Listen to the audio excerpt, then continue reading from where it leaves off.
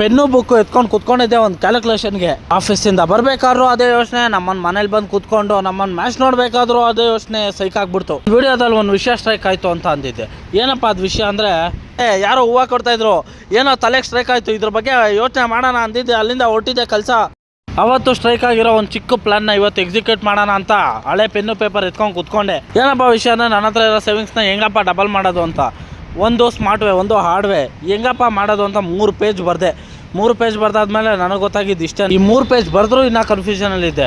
So ಅದಕ್ಕೋಸ್ಕರ ನಾನು ನಿಮ್ಮನ್ನ ಕೇಳ್ತಾ ಇದ್ದೀನಿ, ಕಮೆಂಟ್ ಬಾಕ್ಸಲ್ಲಿ ದಯವಿಟ್ಟು ತಿಳಿಸಿ, ಹಾರ್ಡ್ ವೇಲ್ ವರ್ಕ್ ಮಾಡಿದ್ರೆ ದುಡ್ಡು ಬೇಗ ಸಿಗುತ್ತಾ, ಇಲ್ಲ ಸ್ಮಾರ್ಟ್ ವೇಲ್ ವರ್ಕ್ ಮಾಡಿದ್ರೆ ದುಡ್ಡು ಬೇಗ ಸಿಗುತ್ತಾ ಅಂತ. ಬಾಸ್ ಫೋನ್ ಮಾಡಿದ್ರು ಅಂತ ಬುಕ್ ಮುಚ್ಚಿಟ್ಟು ಹೊರಟೆ ಲ್ಯಾಪ್ಟಾಪ್ ಕೊಡೋಕ್ಕೆ. ಬ್ಯಾಗ್ ಎತ್ಕೊಂಡು ಮೇಡಮ್ ಮನೆ ಹತ್ರ ಹೋದ ಮೇಲೆ ಗೊತ್ತಾಯ್ತು ಲ್ಯಾಪ್ಟಾಪ್ನ ಆಫೀಸಲ್ಲೇ ಮರ್ತ್ಬಿಟ್ಟಿದ್ದೀನಿ ಅಂತ. ಸೈಕ್ ಆಗ್ಬಿಡ್ತು ಬ್ಯಾಗ್ ಖಾಲಿ ಇರೋದು ನೋಡಿ. ನಮ್ಮ ಬಾಸ್ಗೆ ವಿಷಯ ಫೋನ್ ಮಾಡಿ ಹೇಳಿ ಸರ್, ನಮ್ಮ ಬಾಸು ಪೇಪರ್ ಐತೆ ಲ್ಯಾಪ್ಟಾಪ್ ಇಲ್ಲ. ನೀನು ಸೂಪರ ನೀನು. ಇಸ್ಕಿ ಮರ್ತೋಗ್ಬಿಟ್ನಲ್ಲ. ಸೀದಾ ಆಫೀಸ್ ಹತ್ರಕ್ಕೆ ಹೋಗಿ ಬಾಸ್ ಹತ್ರ ಕೀ ಇಸ್ಕೊಂಡು ಆಫೀಸ್ ಹತ್ರಕ್ಕೆ ಬಂದು ಲ್ಯಾಪ್ಟಾಪ್ ಎತ್ಕೊಳ್ಳೋಷ್ಟಕ್ಕೆ ಸುಸ್ತಾಗ್ಬಿಡ್ತು. ಸೀದಾ ಹೋಗುವೆ ಮೇಡಮ್ ಕೊಟ್ಬಿಟ್ಟು ಅಲ್ಲಿಂದ ಸೀದಾ ಅಡ್ದ ಹತ್ರಕ್ಕೆ ಬಂದೆ. ಇಷ್ಟೇ ಇವತ್ತಿನ ವಿಷಯ, ಮತ್ತೆ ಸಿಗೋಣ.